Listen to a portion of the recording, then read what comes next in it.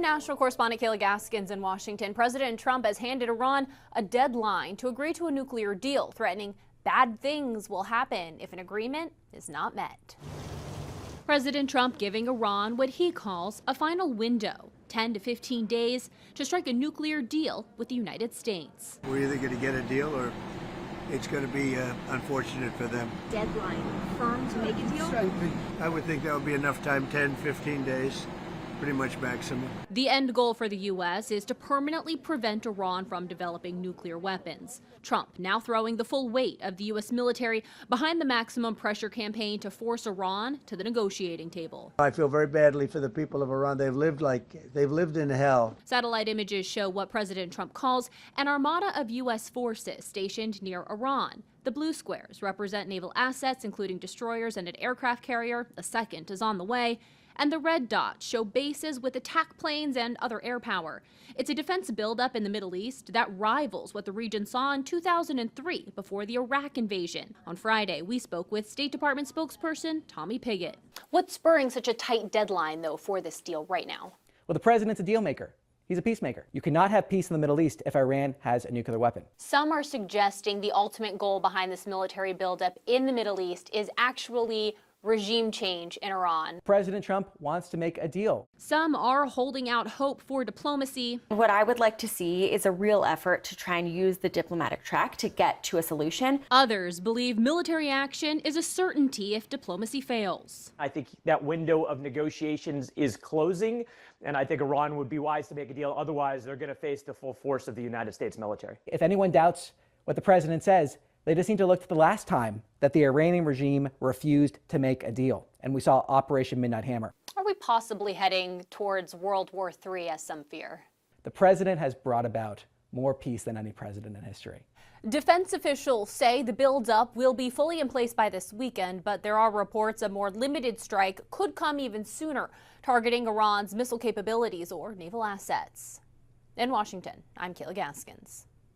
I'm national correspondent Kayla Gaskins here in Washington, and today we have State Department Deputy Principal Spokesperson Tommy Pigott with us. Tommy, how are you?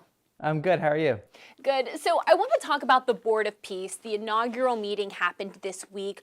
What do you see as some of the big takeaways from that meeting? I think the unprecedented global coalition that President Trump's put together. Of course, he did that when the ceasefire was first announced, but this is another step in that direction.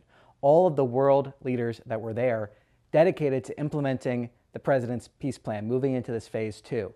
I think it's also important to reflect on how far we have come. The fact that we have seen aid get into Gaza without it being looted by Hamas. The fact that we've seen hostages be released. The fact that we see the creation of this Board of Peace. Of course, as was outlined in the meeting yesterday, there's still a lot of work to do, but there is tremendous momentum to get this president's peace plan into implementation and to keep moving forward.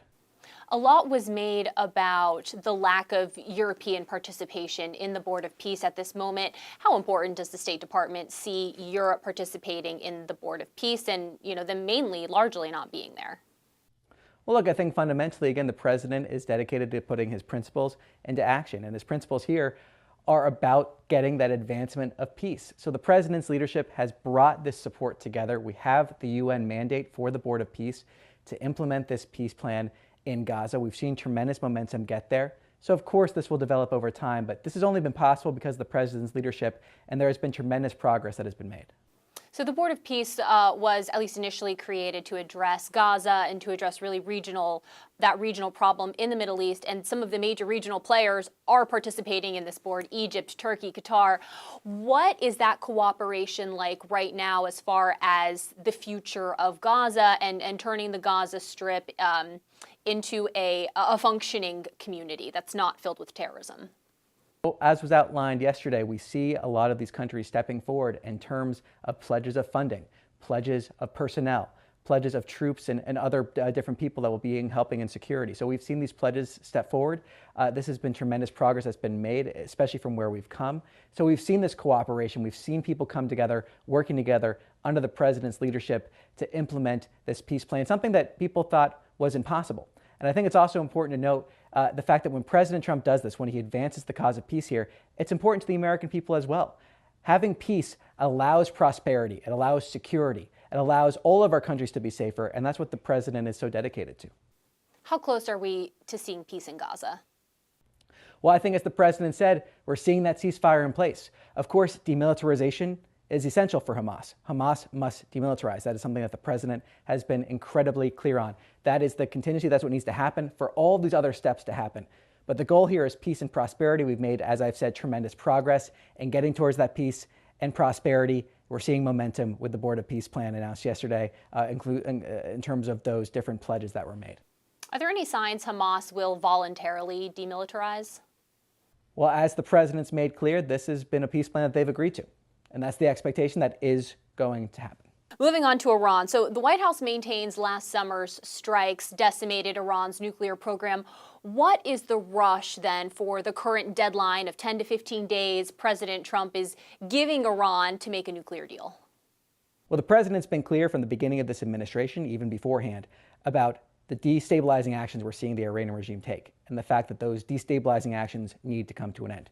We have a maximum pressure policy from our administration that has been bent on denying the Iranian regime the revenue they need to fund those destabilizing activities. That includes that nuclear weapons program.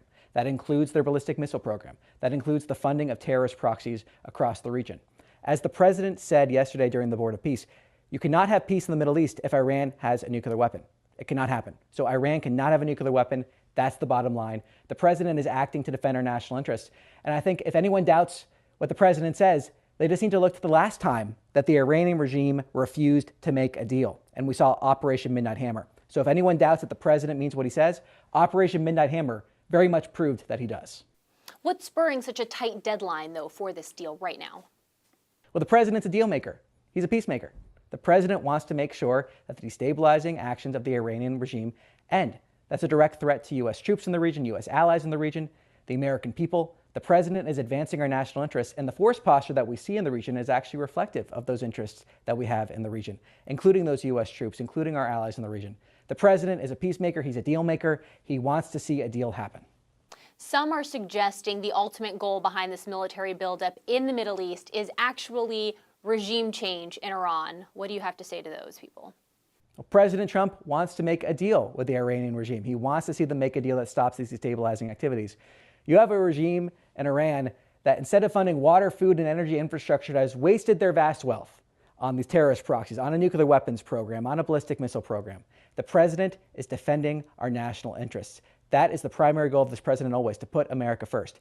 He's a peacemaker, he's a deal maker, and he's a defender of America's national interests. So the U.S. still believes a deal is possible with this regime in Iran?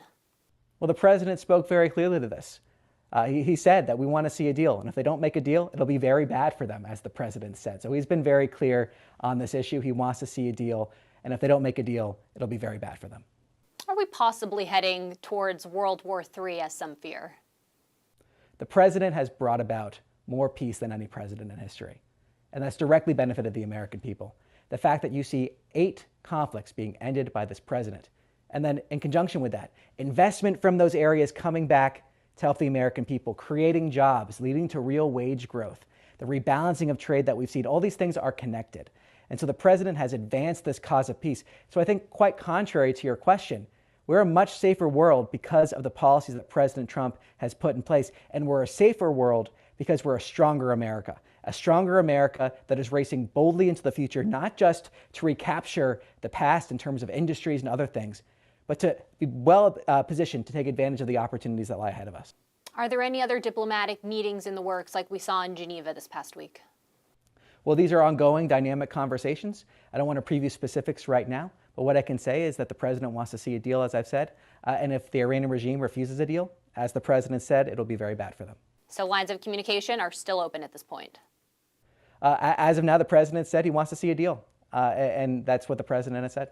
All right. Is there anything else, Tommy, you want to add either on Iran or on the Board of Peace before I let you go? No, I think that just about covers it. I mean, the president is implementing these policies, advancing the cause of peace more than any other president. He always puts America first, and when he does so, the American people directly benefit through safety, prosperity, and being a stronger nation as a whole.